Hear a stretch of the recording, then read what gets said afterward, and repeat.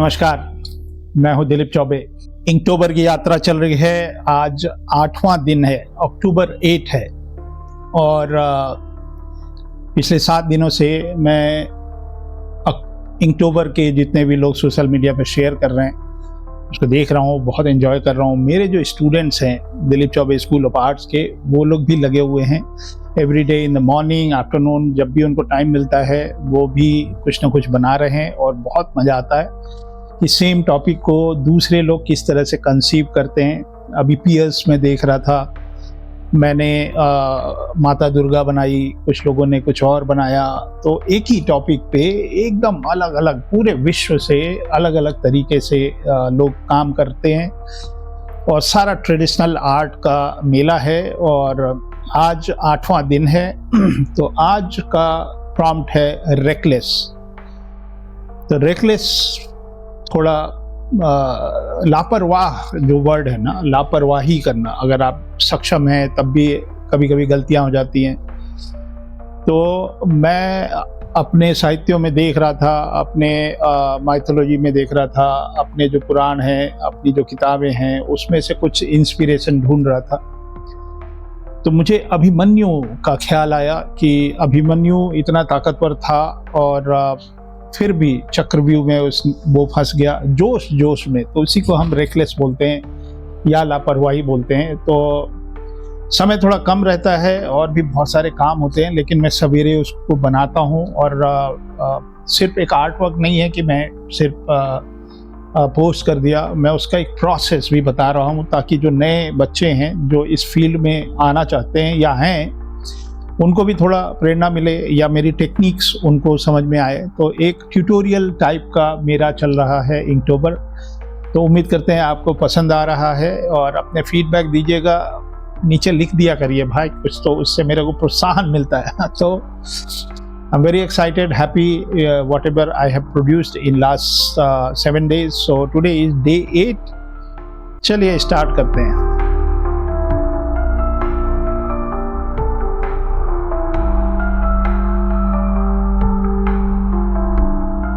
वैसे आज हमारा inktober का शब्द है रेकलेस, जिसका बेसिकली अर्थ है लापरवाह होना। तो मैं इसके ऊपर बहुत सारे टॉपिक सोच तो सकता था, जैसे लापरवाही से आप गाड़ी चलाते हैं और स्पीडिंग होती है, जो गाड़ी की स्पीडिंग होती है, आप फ़ोन पे बात करते रहते हैं। मैं देखता हूँ लोग हेलमेट के अंदर फ़ोन लगा लेते हैं और ओवरटेक करना ज़बरदस्ती का, मतलब थोड़ा सा, और स्पीड में ओवरटेक करना। तो ये सब लापरवाही के निशाने हैं। म्यूज़िक आप कान में लगा के चल रहे हैं, तो ये सारी चीज़ें हैं लापरवाही की, और ये सब मत किया करिए भाई। तो मैं इसके ऊपर ड्राइंग कर रहा था, सोच रहा था कि मैं क्या बनाऊं। तो मुझे महाभारत में से एक कथा याद आई और मैंने अभिमन्यु जो चक्रव्यूह में जब फंस गए थे और जिसके अंदर उनकी मृत्यु हो जाती है, तो उनको मैंने लापरवाही के लिए चुना और उनको बनाया क्योंकि वो यंग थे। तो ये वीडियो जेन जी के बच्चों के लिए भी है। जो नया जेनरेशन है वो आज मांगा की तरफ भाग रही है। हमारे देश में ही एक से एक किरदार हैं जिनके ऊपर हमको काम करना चाहिए, और आप लगे हैं कि बस हमको जापान में जाके और मांगा बनाना। बताइए। तो आज के inktober का जो शब्द है रेकलेस, जिसका अर्थ है लापरवाह या निर्भीक होकर बिना सोचे समय आगे बढ़ना। हम लोग बोल देते हैं ना गुस्से में, चलो मैं देख लूंगा तुमको। तो जब हम भारतीय महाकाव्य महाभारत को खोलते हैं तो हमें इस शब्द का सबसे अद्भुत और सबसे दुखद उदाहरण मिलता है। अभिमन्यु का चक्रव्यूह के अंदर प्रवेश करना, ये थोड़ा सा सैड भी है। और ये कथा जो है आज मैं inktober के माध्यम से जितने भी हमारे देश के युवा पीढ़ी के बच्चे हैं उनको मैं सुनाना भी चाहूँगा। और ये मेरी जो ड्राइंग का जो टेक्निक है, जो थिंकिंग प्रोसेस है, वो भी मैं समझाऊंगा। देखिए मैं ड्रॉ तो कर रहा हूँ A4 पेपर पे, और ये पोर्ट्रेट में है। लैंडस्केप होता है तो थोड़ा सा ज़्यादा जगह मिल जाती है, तो पोर्ट्रेट में दोनों तरफ से जगह थोड़ी सी कम होती है। और इसके अंदर 4-5 कैरेक्टर मेरे को बनाना है और बहुत क्लोजअप में बनाना है। तो और सब लोग लड़ाई के मूड में हैं। अभिमन्यु जो है वो रथ का पहिया उठा के और इनसे बचाव करने के, इनके पास कोई शस्त्र बचे नहीं हैं। और ये बहुत टाइट होता है कंपोजिशन, अगर आप अपने आप को बांध देते हैं A4 में, फ्रीडम नहीं है। और ये सारे जो योद्धा थे ये थोड़े वीर योद्धा थे, थोड़े बुजुर्ग थे, और ये एकदम बिल्कुल बहुत ही कम उम्र का था अभिमन्यु। 16 साल का बालक था, सोच लीजिए। और 16 साल का बालक था और बड़े बड़े योद्धाओं के साथ लड़ने के लिए, और इसको फंसा दिया गया था चक्रव्यूह में। तो ये अभिमन्यु जो है वो अर्जुन के पुत्र थे, और सुभद्रा उनकी वाइफ थी अर्जुन की। और ये सिर्फ 16 साल का युवा योद्धा था। और ऐसा लिखा है महाभारत काव्य में कि जब ये अपनी माँ के पेट में था, अपनी माँ के गर्भ में था, तब अर्जुन ने उसे चक्रव्यूह की गुप्त विद्या सुनाई। मतलब वो पेट के अंदर रह के ये कैसे जो गुप्त विद्या है, चक्रव्यूह कैसे बनाते हैं, और उसकी विद्या जो है ये सुना इन्होंने। और लेकिन पूरी बात नहीं सुन पाया। और उनको चक्रव्यूह के अंदर कैसे घुसते हैं वो वाला प्रवेश का रहस्य, मतलब the secret of going into the चक्रव्यूह, ये यहाँ तक इन्होंने सुना। और बाहर कैसे निकलते हैं ये चीज इन्होंने नहीं सुना। तो जो 18 दिन का जो युद्ध हुआ, 18 डेज तो महाभारत का, उसमें ये 13वां दिन था। और द्रोणाचार्य ने कौरव की सेना को चक्रव्यूह जैसा एक अभेद्य रचना, जो वॉर होता है ना उसमें बहुत स्ट्रेटेजी होती है, तो चक्रव्यूह मतलब उसके अंदर आप घुसेंगे तो निकल नहीं सकते। तो एक वैसा कुछ उन्होंने, द्रोणाचार्य ने प्लान बना लिया, और पांडवों को इसको तोड़ना था। और अगर इसको नहीं तोड़ पाते हैं तो ये उनकी हार जो है एकदम बिल्कुल निश्चित थी। तो अर्जुन किसी मतलब दूर किसी और युद्ध भूमि में उलझे, उनको उलझा दिया गया। मतलब अर्जुन चाहते तो घुस सकते थे, because he know the how to enter, how to exit.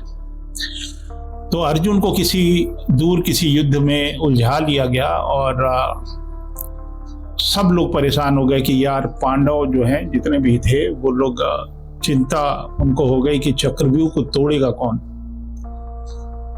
तब अभिमन्यु आगे आए, और अभिमन्यु ने कहा कि मैं इसको तोड़ूंगा या मैं उसके अंदर जाऊंगा। और उनके अंदर एकदम सेल्फ कॉन्फिडेंस दिख रहा था, आत्मविश्वास की अग्नि थी। He was angry and confident and full of fire.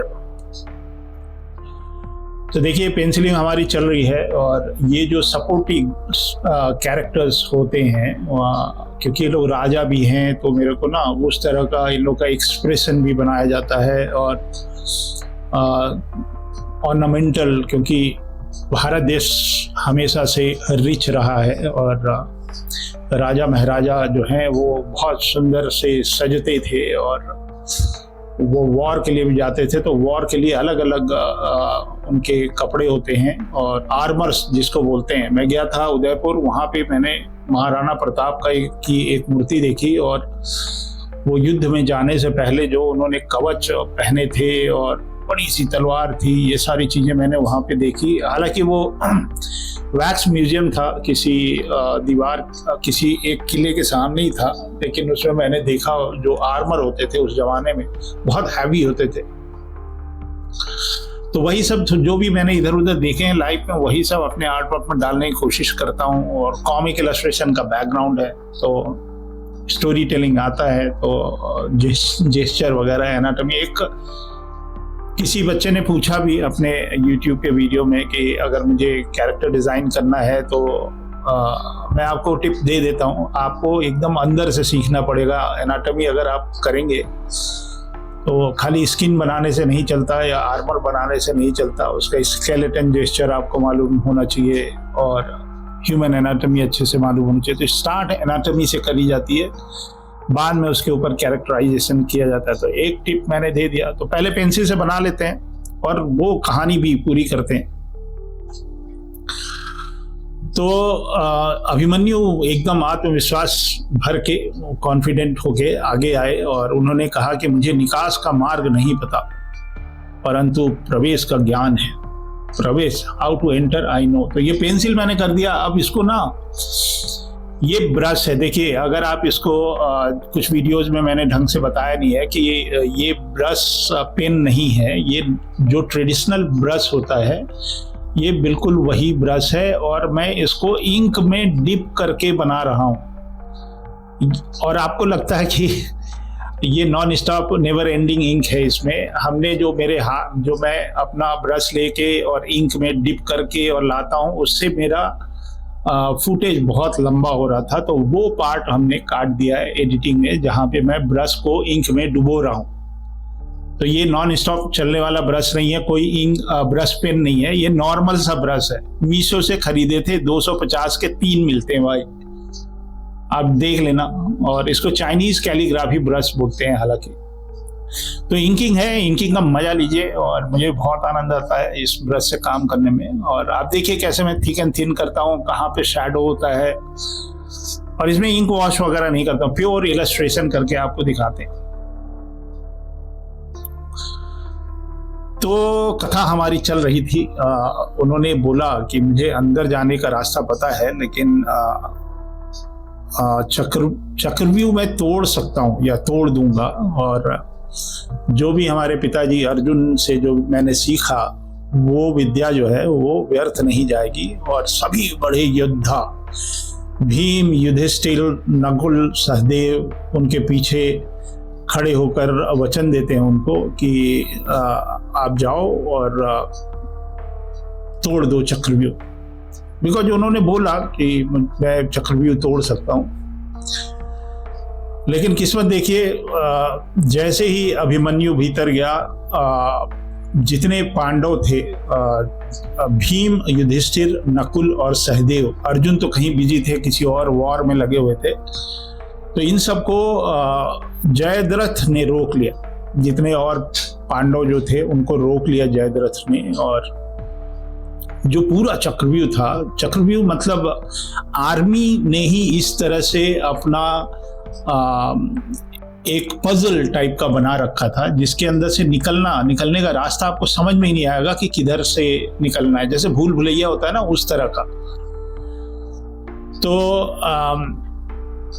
इसके बीचों बीच पहुंच गए अभिमन्यु, और सिर्फ 16 साल के बालक थे और एकदम बहादुर, शौर्य से परिपूर्ण। और वो अकेले सैकड़ों रथों पे जितने योद्धा थे कौरवों के, उनसे लड़ा भिड़ा। कौरव भी एकदम आश्चर्यचकित थे, कभी किसी ने इतनी वीरता नहीं देखी थी जिस तरह से वो युद्ध में लड़ाई कर रहे थे, सबको मार रहे थे। और यही वीरता जो है ये लापरवाही वाली दिलेरी बन चुकी थी। इसी को कहते हैं, गर्म खून होना ठीक है, लेकिन दिमाग भी हमको इस्तेमाल करना चाहिए। जिसको बाहर निकलने का रास्ता पता ही ना हो और बिना किसी रणनीति के, मतलब वॉर में ना एक स्ट्रेटेजी होती है, और बिना रणनीति के बस मैं जाके सबको मार डालूंगा और मैं चक्रव्यूह तोड़ने का रास्ता जो है उनको मालूम नहीं था, और चारों तरफ ये मृत्यु जाल से घिर गया। और कौरव जो है थोड़ा चीटिंग करते थे, वो सारे नियम तोड़ देते थे, और एक एक करके भीष्म, द्रोणाचार्य, कर्ण, अश्वत्थामा, दुशासन और दुर्योधन के पुत्र सब ने मिलकर उस अकेले युवक पर वार किया। मतलब इन सभी लोगों ने मिलके इनके ऊपर वार किया। अभिमन्यु तब भी लड़ा, डटा रहा, और अंत में वीर गति को प्राप्त हुआ। ये जो है मतलब इसको हम सुइसाइडल भी बोल सकते हैं। मतलब यू आर अ वॉरियर ठीक है, लेकिन you have no plans, you going inside and there is no plan. So इसीलिए मैं इसको रेकलेस की संज्ञा में रखता हूँ। अगर आप वॉरियर हैं, आप बहुत बहादुर हैं, but still you need strategy. तो जब मैं ये सब बना रहा हूँ ना, ये कथा आपको सुना रहा हूँ, और ये जो ज्वेलरी है, ये जो इनकी धोती बना रहा हूँ, और ये जो जेस्चर बना रहा हूँ, आई कैन फील अभिमन्यु। मुझे यह उम्मीद है आप भी जब ये वीडियो देख रहे हैं, you can feel the situation. तो ये युवा, इनको बोलते हैं, सिर्फ 16 साल का लड़का, और कौरवों के साथ युद्ध में वीर गति को प्राप्त हुआ। लेकिन इनकी मृत्यु ने एकदम पांडवों को हिला दिया, और हम लोगों को भी एक सबक सिखाया इन्होंने कि कभी कभी एकदम बहुत ज़्यादा पावरफुल होना, लेकिन पेशेंस नहीं होना, इसी को हम रेकलेस बोलते हैं। कि अगर आपके पास पेशेंस नहीं है, थोड़ा सा ठहराव होनी चाहिए किसी भी निर्णय में। एकदम से अग्रेसिव होके कोई भी निर्णय नहीं लिया जाता है। पहले मैं भी इसी तरह का बेवकूफ़ी करता था जब छोटा था। मेरे पिताजी ने बोल दिया ये काम मत करो, मैं बोला अच्छा मैं घर से जा रहा हूँ, भाग रहा हूँ। मुश्किल से 20 कदम जाने के बाद घर लौट के आ जाता था। तो ये सब चीज़ें, तो ये ब्रेवरी की भी कहानी है। ये ऐसा नहीं है कि अभिमन्यु, अब हर व्यक्ति को अभिमन्यु की तरह जोशीला होना चाहिए, लेकिन लापरवाह नहीं होना चाहिए। वहाँ पे बहुत सारे लोग थे, वहाँ पे पांडव थे, वहाँ अर्जुन भी थे वहाँ पे, लेकिन वो लोग कहीं बिजी थे। तो ये जोश में आके रेकलेस ब्रेवरी मैं इसको बोलता हूँ, मतलब बहादुरी है लेकिन थोड़ी सी, जहाँ वीरता और लापरवाही एक साथ मिलके अमर हो गई इस युद्ध में। जब हमारे अभिमन्यु जाते हैं कौरवों के चक्रव्यूह में, और तो ये इनक्टोबर का जो वर्ड है या जो प्रॉम्प्ट है रेकलेस, एक ड्राइंग नहीं है, सिर्फ एक ड्राइंग नहीं बना रहा हूँ मैं, एक मेमोराइज भी कर रहा हूँ जो पुरानी चीज़ें जो हमारे देश की धरोहर हैं, जितनी भी कथाएं मैं बचपन में सुना करता था, और वो सारी चीज़ें मैं इस वाले इनक्टोबर में डाल रहा हूँ।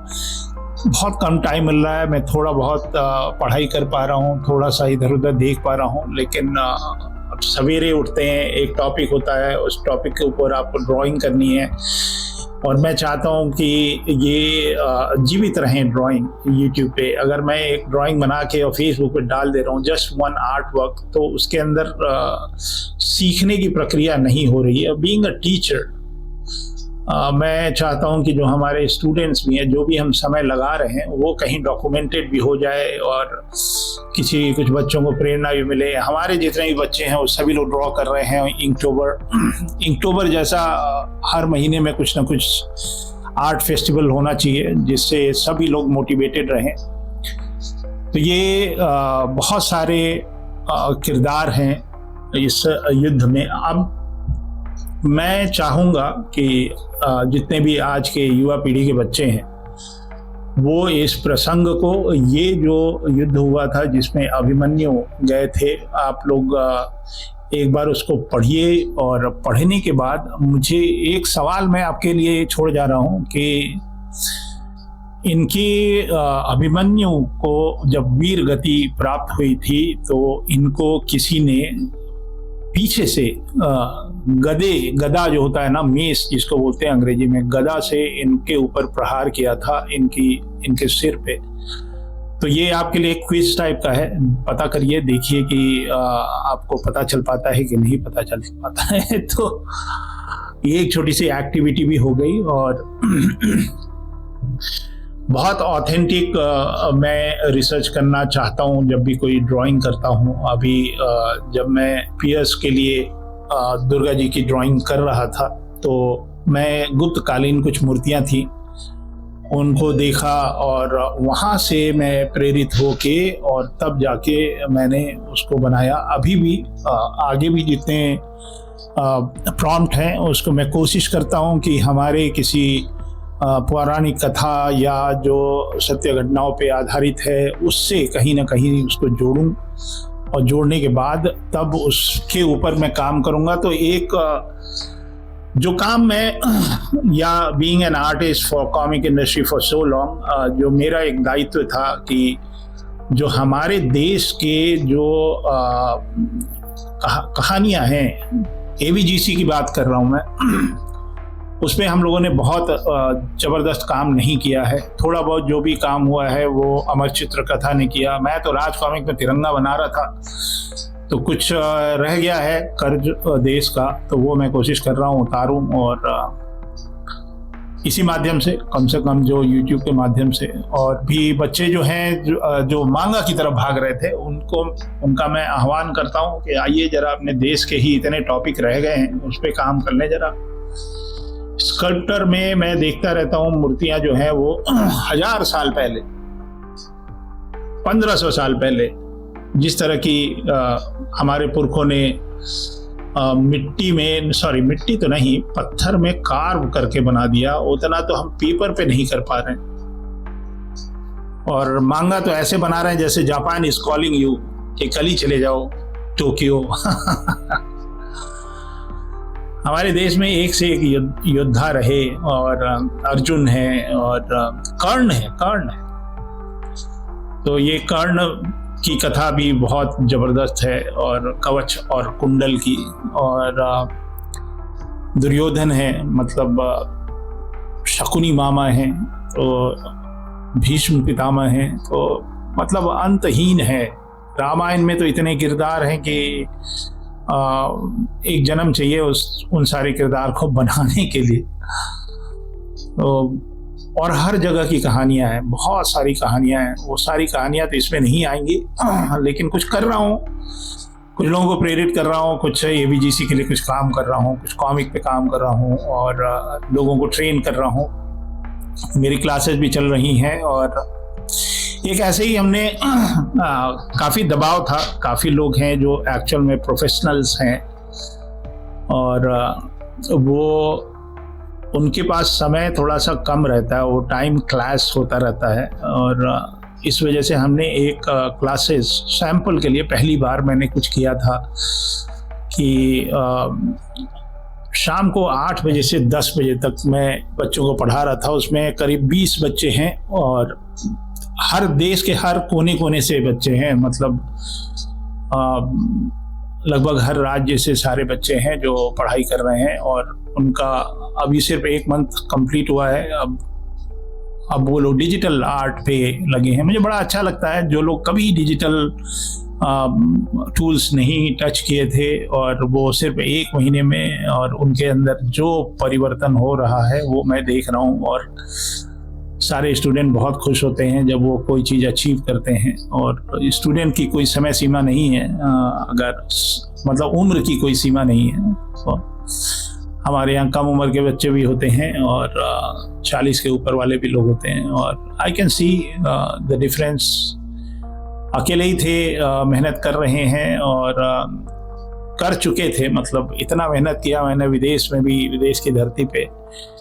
लेकिन मेरे लिए स्टूडेंट तो सभी बराबर ही होते हैं, स्टूडेंट से में कोई भेदभाव नहीं है। लेकिन उसमें फ़र्क सिर्फ इतना था कि वो हमारे देश के बच्चे नहीं थे। तब भी मैंने 1000 स्टूडेंट्स को वहाँ पे पढ़ाया, और आर्टिस्ट बनाया, और ग्रेजुएट किया। अब अपने देश में लगे हैं, और अभी 60-70 बच्चे पढ़ लिए हमारे साथ। ये संख्या बढ़ रही है। नज़र आप बनाए रहिए। देखिए, जब भी हम कोई वीडियो डालते हैं तो वीडियो के नीचे डिस्क्रिप्शन में हम वो सारे डिटेल्स डाल देते हैं। तो आज ये 8वां वीडियो है,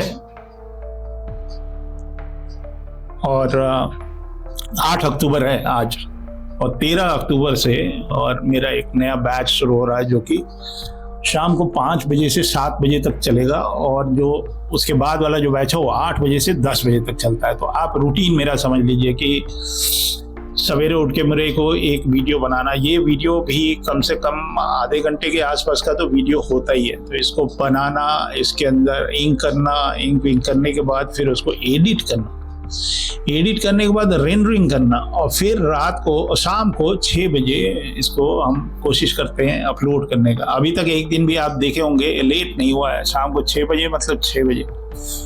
और हमने कोई टाइमिंग भी नहीं लगा रखी है कि नहीं 6 बजे प्रीमियर होगा। तो ये बहुत सारा एक्स्ट्रा एफर्ट इसके ऊपर लग रहा है, और ये इnktober चैलेंज है। तो ये चैलेंज को मेरे को बड़ा मजा आता है चैलेंज लेने पे। लेकिन यही है, मतलब चैलेंज अगर आप ले रहे हैं तो रेकलेस नहीं होना चाहिए, लापरवाही से चैलेंज नहीं लेना चाहिए, मतलब जोश में होश नहीं खोना चाहिए। तो आप लोग जितने लोग हैं, जल्दीबाजी के जो फैसले होते हैं और उसमें भी लापरवाही, मैं देखता हूँ लखनऊ का ट्रैफिक शायद दुनिया के सबसे अलग टाइप के ट्रैफिक में से है। यहाँ पे किसी को कोई भय नहीं होता कि सामने से बस आ रही है कि कार आ रही है। वो जब मन में आता है वो सड़क क्रॉस करने लगते हैं। वही थोड़ा सा रुक जाएं, मतलब बस चली जाए या गाड़ियाँ चली जाएं, हालांकि सिग्नल विग्नल भी यहाँ कोई मानता नहीं है। तो यही सब है रेकलेसनेस की निशानी। तो हर ट्रक पे लिखा रहता है दुर्घटना से देर भली, तो थोड़ा सा रुक जाया करिए। और यही थे अभिमन्यु, थोड़ा सा रुक गए होते, अर्जुन आ गए होते, उनको किसी और जगह लपेट लिया गया था, वो कहीं और युद्ध में लग गए थे, तो अर्जुन हमारे साथ रहते और महाभारत शायद इस रूप से खत्म नहीं होता। तो ये सब एक्सप्रेशंस हैं। अब ये जो मोटे भाई हैं उधर से लड़ाई के लिए आ रहे हैं, इन सब के लिए फेशियल एक्सप्रेशन के साथ बॉडी लैंग्वेज बहुत ज़रूरी होता है। आप लोग भी थोड़ा स्टडी किया करिए, और हमसे अगर आप पढ़ेंगे तो ये सब चीज़ें आपके लिए बच्चों का खेल हो जाएगा। उसके बाद आपको कभी भी जाके पिंटरेस्ट से किसी और के आर्ट वर्क को देख के बनाने की ज़रूरत नहीं है। मैं यहाँ पे एक्चुअल में सोचना सिखाता हूँ कि सोचते कैसे हैं। जब आपका सोच समझ में आ जाता है कि सोचते कैसे हैं, फिर हम आपको मतलब बनाना सिखा देते हैं, तो दोनों ही चीज़ें हो जाती हैं साथ। और ये सब टूल्स हैं, brush and ink, pen and ink, और ये ट्रेडिशनल टूल्स हैं, ये कभी ख़त्म नहीं होने वाले हैं। मतलब आप भले एआई की तरफ भाग जाएं, लेकिन जिसका फाउंडेशन स्ट्रांग होगा वो इंडस्ट्री में टिकेगा। सबसे बड़ा उदाहरण मैं हूँ। तो फाउंडेशन इज द की, अभी भी मान जाइए।